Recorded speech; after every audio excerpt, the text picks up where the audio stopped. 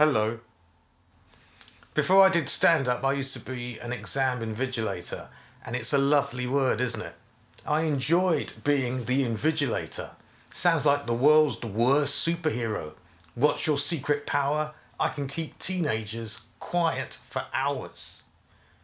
And during the exams, we weren't supposed to help the students, but during one exam, kid puts his hand up and he points at this word in the paper. He looks up at me, says, "I don't understand it, sir." And I looked at the word, and the word was contraception. And there's moments in life when it's worth breaking the rules. This kid was 15, 16. He needed this information.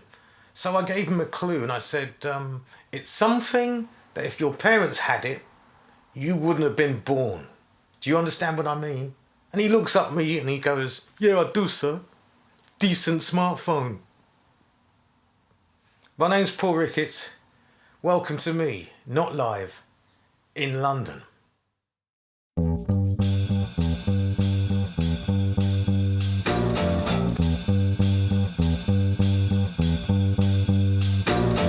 So yeah, I've been missing doing stand-up, but I've now come to realise that on that glorious day, when stand-up returns, every time I go on stage could literally mean potential death. And the more successful I am and the bigger audiences I play to, the greater the chance that I'm going to die.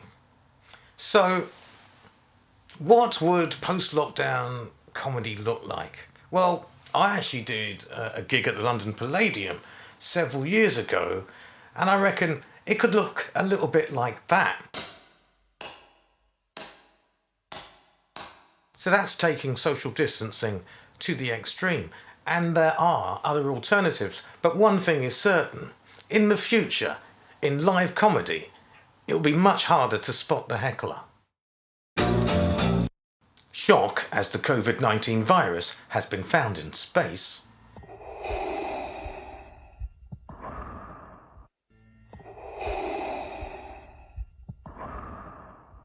People have asked me, do you miss hecklers? No, because they're not funny, they're not helping, and they're easy to take down. Tell us a joke! Shut up! Sorry, I must have left the window open. I've replaced hecklers in my life now with conspiracy supporters on social media, but it's tough arguing with them. Tough. I always end up asking the question, who are they? And when they give me the answer, it's always everything and anything. So I decided to go on to Google and find out, who are they? And it turns out it's the most popular question on the internet. But who are they? I went onto one site and it gave me the usual answers. It was politicians, it was the army, the military, the civil service, local government, national government, your neighbour, foreigners. It was certain racial groups, the media, everything and anything. And then at the end of this list, it had one final definition of they.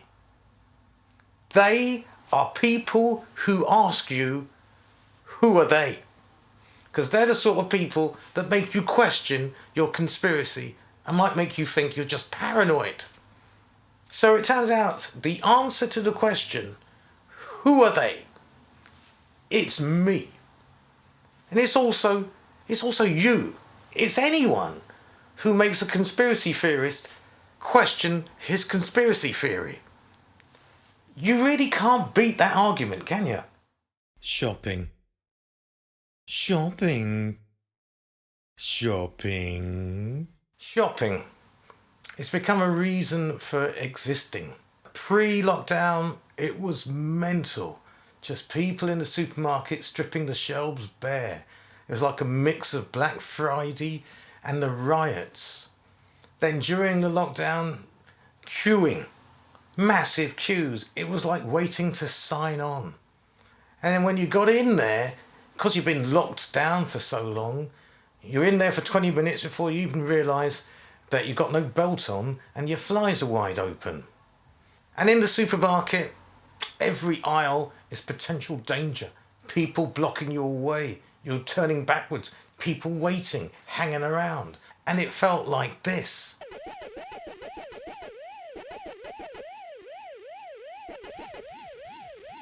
And now I shop late at night, early in the morning, little convenience stores that are open 24 hours across London.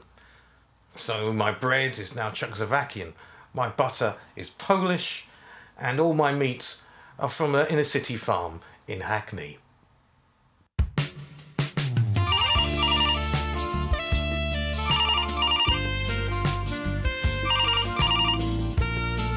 Good afternoon. This is Boris here. I'm desperate, Boris. Only you can fuck me. Oh my god. Who was that on the phone? It's not what you think. It's the economy. So post-lockdown, how are we going to revive the economy? I don't know. A mixture of the Heimlich manoeuvre and a defibrillator. You take your choice. For Boris, it seems to be we're allowed to go out as long as we stay alert. But that just throws up so many questions. Why just England? You know, Wales, Scotland, Northern Ireland, they're allowed to stay home. That just sounds like any World Cup tournament to me. Thank you. And can I see members of my family or friends as long as they're paying me?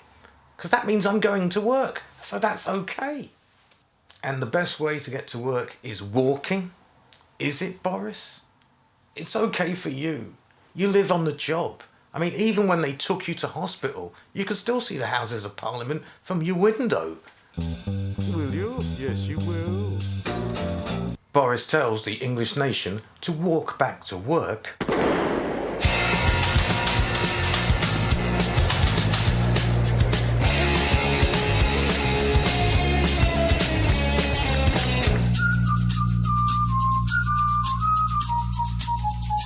There are certain things that you yearn for during a pandemic.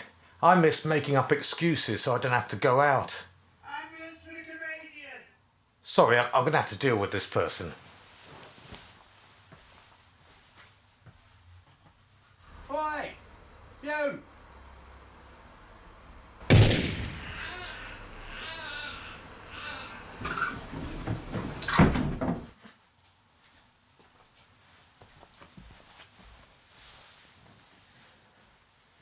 Yeah, that's better. So, thank you for watching this show and have a very good weekend. And if it is the weekend, get ready to walk to work.